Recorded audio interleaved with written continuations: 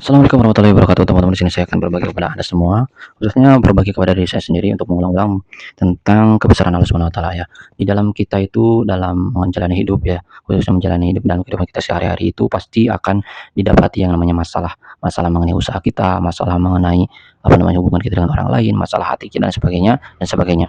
Kemudian bagaimana caranya supaya kita itu bisa melewati permasalahan tersebut? Caranya itu adalah dengan kita banyak mengingat Allah Subhanahu wa taala ya. Kita sabar, mengingat Allah Subhanahu wa taala, mengingat perintahnya juga ya kan, kita lakukan perintahnya Allah Subhanahu wa taala. Apa perintah Allah Subhanahu wa taala? Perintah Allah Subhanahu wa taala yakni salat kita kerjakan. Kita sama-sama belajar untuk menjadi orang yang lebih baik lagi, lebih baik lagi dan lebih baik lagi. Jadi ketika kita itu melakukan salat ya, kita salat, maka apa yang terjadi? Yang terjadi adalah ketika kita melakukan benar-benar kita memperhatikan salat kita ini, maka semuanya akan beres dengan sendirinya. Entah kenapa, bagaimana logikanya, memang ini adalah sebuah kenyataan yang harus diterima dan kemudian dipercaya, walaupun dalam keadaan ya memang ada masa-masanya di mana sholat ini seolah nggak berguna. Karena apa? Karena memang kita itu nggak memperhatikan ternyata apa yang ada di dalam sholat ini.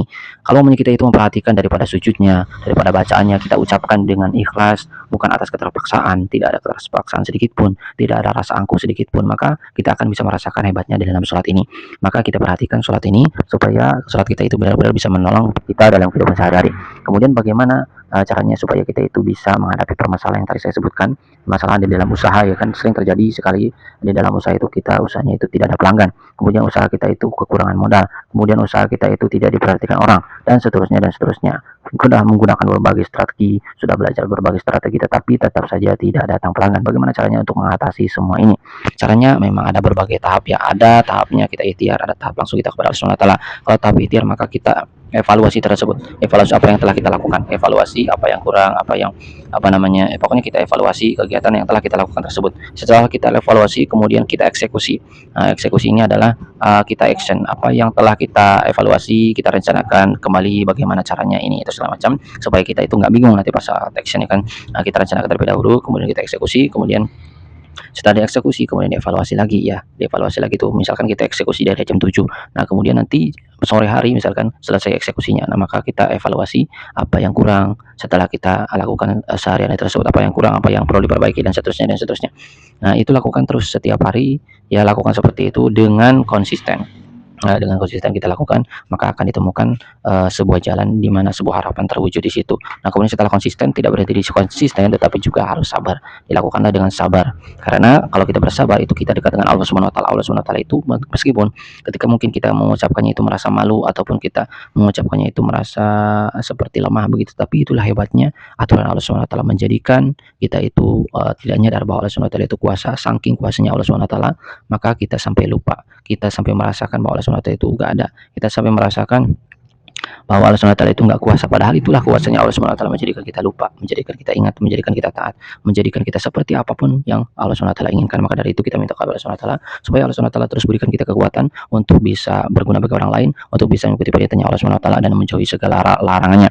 Karena perintah Allah Subhanahu wa taala itu akan meningkatkan kita kepada takwa ya, kita bertakwa kepada Allah Subhanahu wa taala, yakni mengerjakan perintah Allah Subhanahu wa taala dan menjauhi larangannya. Ini akan menyebabkan kita itu tambahan nilai keimanan kita, dan keimanan ini adalah sebuah energi. Kalau momennya energi ini terambah dalam diri kita, maka kita dalam keadaan apapun akan bisa kita lewati keadaan tersebut. Misalkan kita dalam keadaan tidak punya modal, tapi kita punya iman, maka dari itu kita akan bisa melewati keadaan yang perih ini dengan baik-baik saja.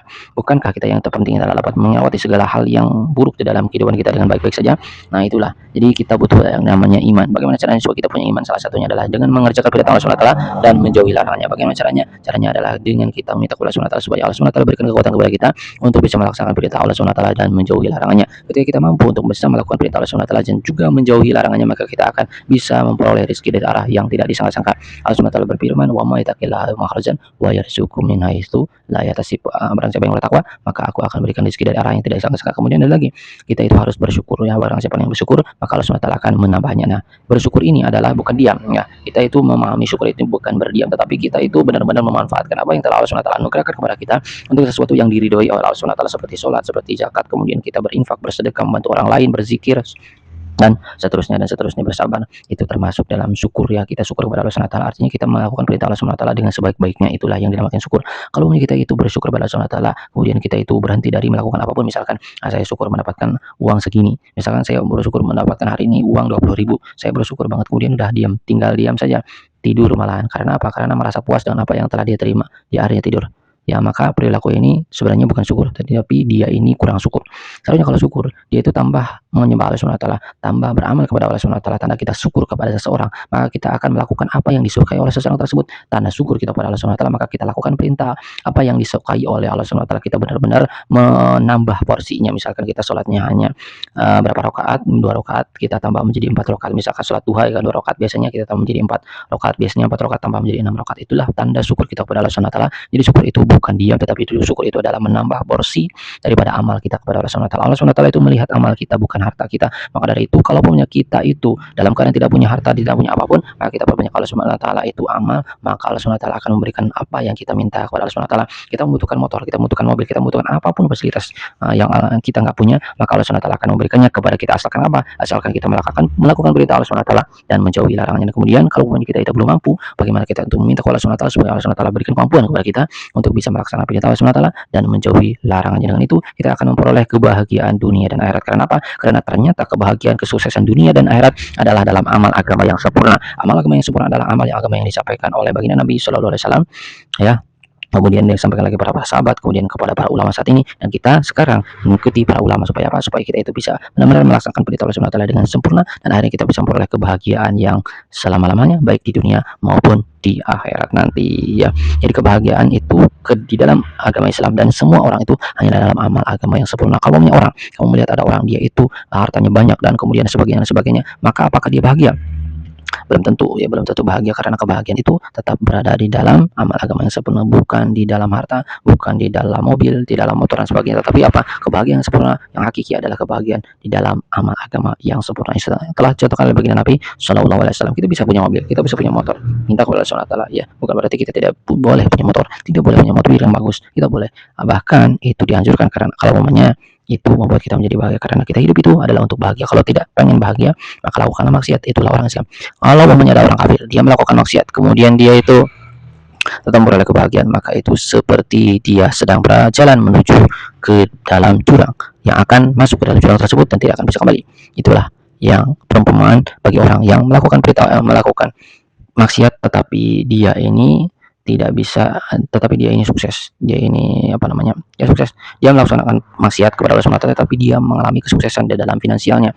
Maka orang seperti ini, dia itu dinamakan dengan istidraj, yaitu kenikmatan Allah Subhanahu wa taala yang diberikan kepada dia supaya dia itu terlena dan terlena, semakin terlena, ya. Setelah terlena, dia dimatikan oleh Allah Subhanahu wa taala, ataupun sebelum mati pun dia diberikan kesusahan demi kesusahan oleh Allah Subhanahu wa taala, yang akhirnya dia mengalami kesusahan yang bahkan nanti di akhirat, ya, itu selama-lamanya. Karena apa? Karena dosa itu pasti akan dibalas oleh Allah Subhanahu wa taala, dan amal pun akan dibalas oleh Allah Subhanahu wa taala, amal baik, amal buruk. Kalau kita itu dibiarkan oleh Allah Subhanahu wa taala amal buruk, maka artinya kita akan dibalas terus amal buruk nanti di akhirat. Wallahu alam. Itulah teman-teman informasinya, semoga informasi ini bisa bermanfaat. Saya mohon maaf atas kekurangan-kekurangan yang mungkin ada di dalam video ini. Terima kasih. Ini adalah hanyalah informasi yang mungkin berguna bagi Anda semua, khususnya bagi diri saya, untuk mengingatkan diri saya pribadi untuk menjadi orang yang lebih baik lagi di masa yang akan datang. Terima kasih sekali lagi. Terima kasih. Wassalamualaikum warahmatullahi wabarakatuh.